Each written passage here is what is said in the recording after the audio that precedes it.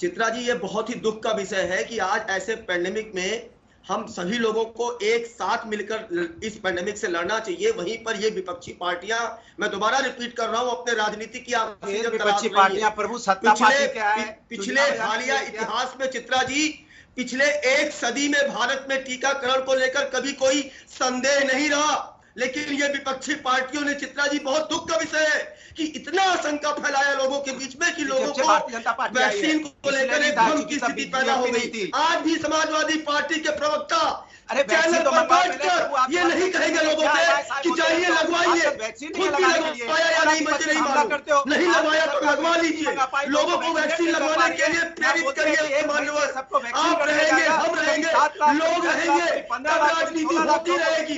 इस समय राष्ट्रहित सर्वोपरि, एक एक जान कीमती है। आप कहते हैं वैक्सीन नहीं दे पाए, 3 मई को राहुल गांधी जी ने ट्वीट किया था कि वैक्सीन नहीं है, वैक्सीन का आर्डर नहीं दिया।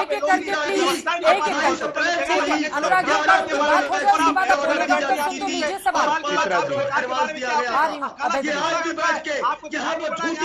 उनकी बात खत्म हो जाए, उसके बाद अगली बार बोलेगा, दोनों लोग बोलेंगे, किसी की भी बात समझ में नहीं आएगी।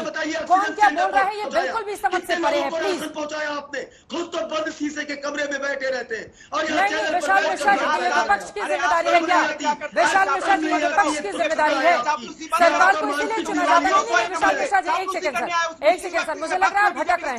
विशाल मिश्रा जी, ये विपक्ष की जिम्मेदारी तो नहीं है ना, ये तो सरकार की और सत्ता पक्ष की जिम्मेदारी है। और विपक्ष तो सवाल करेगा ही करेगा, वो क्यों नहीं पूछेगा सवाल? लेकिन विपक्ष को भी अपने एक मुद्दे पर अडिग रहना चाहिए। चित्रा जी, रोज गोल शिफ्ट नहीं करना चाहिए। आज लॉकडाउन लगा दिया, गलत किया, अब लॉकडाउन लगा दो, वैक्सीन नहीं लगवाएंगे, वैक्सीन का थर्ड फेज का ट्रायल नहीं हुआ, अब कह रहे हैं वैक्सीन दो।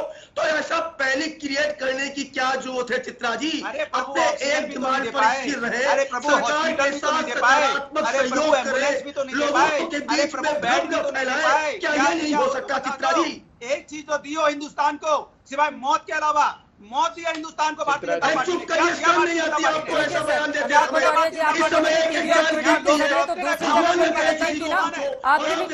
कितने सालों तक मुलायम सिंह जी रहे, अखिलेश यादव जी रहे, कितनी समय तक सरकार रही समाजवादी पार्टी की? आप लोग की मदद के लिए बाहर निकलते सर, कोई तो निकलता। ठीक है, अभय दुबे जी कुछ बोलना चाह रहे हैं, उसके बाद में अभय दुबे जी, जब केंद्र सरकार की ओर से पहली बार लॉकडाउन पूरे देश भर में लगाया गया था, उस समय हिंदुस्तान में, अगर मैं गलत हूं तो प्लीज मुझे करेक्ट कीजिएगा, तकरीबन 600 के करीब आंकड़ा था संक्रमित लोगों का। लेकिन अब जबकि अलग अलग राज्यों को यह अधिकार दे दिए गए हैं कि अपने हिसाब से लॉकडाउन लगाया जाए और इसका फैसला खुद राज्य सरकारें, यानी कि राज्यों को ज्यादा ताकत देने की कोशिश की जा रही है, फिर आप लोगों की ओर से इसी बात की आलोचना की जा रही है। पहले आपने संपूर्ण लॉकडाउन की आलोचना की, अब राज्य सरकारों से क्यों केंद्र क्या कर रही है, इस बात को लेकर आप लोग आलोचना कर रहे हैं। तो ये चरित्र तो बार बार सामने आ रहा है ना, एक